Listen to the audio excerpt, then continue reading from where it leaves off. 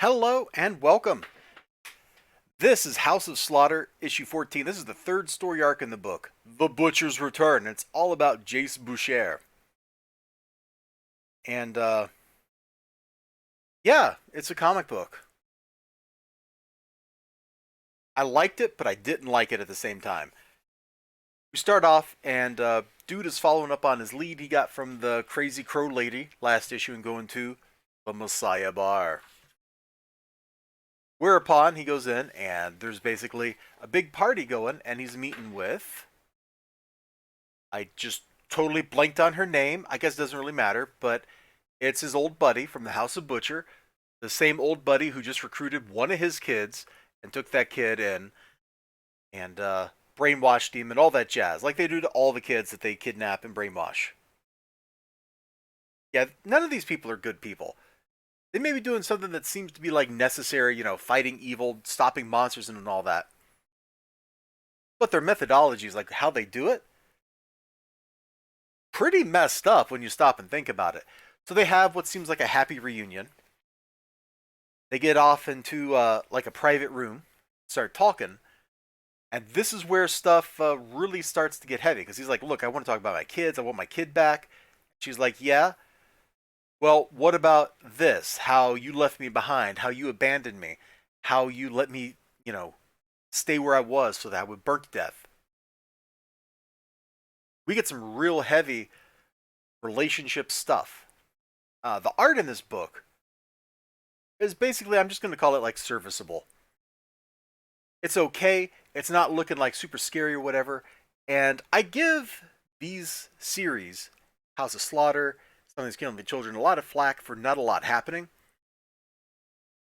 But they're going through social combat here, and there's actually a whole lot of stuff going on, a whole lot of stuff happening in this book, even if there's not a whole lot of like people stabbing monsters.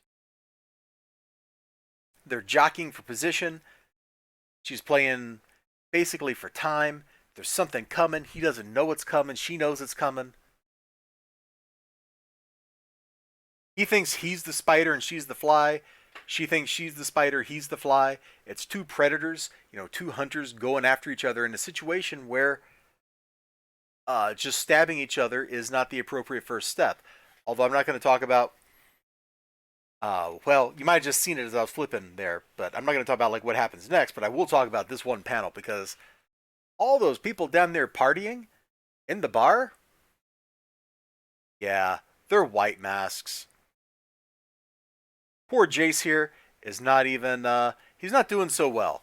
He's not doing so well. He's operating alone. He's all alone. He has no friends. All he has is responsibilities.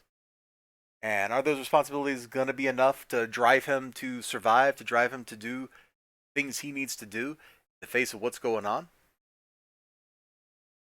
I don't know. I don't know. But what I do know is, like many of the stories in these series, it's not really going to end well for pretty much anybody involved. All these stories seem to end badly. They end real bad for all these people. You got death, you got slaughter, well, you got the butchers. Um, they also talk more about like his backstory, how they had an assignment to kill like the legacy butchers or something like that. I don't really get this. Like, I guess the Order of St. George was like, yo, members of the House of Butcher killed the other members of the House of Butcher or something. Like, it doesn't make a whole lot of sense to me exactly how that went down. I've probably missed some subtlety somewhere. Mainly, probably due to the fact that issues 1 through 4 of House of Slaughter were basically utterly and completely forgettable. And so, whatever backstory there was around all that just totally slid out of my mind, went somewhere else. Probably having like a beer on a beach in Tahiti right now while I'm sitting here wondering, huh, what's up with that?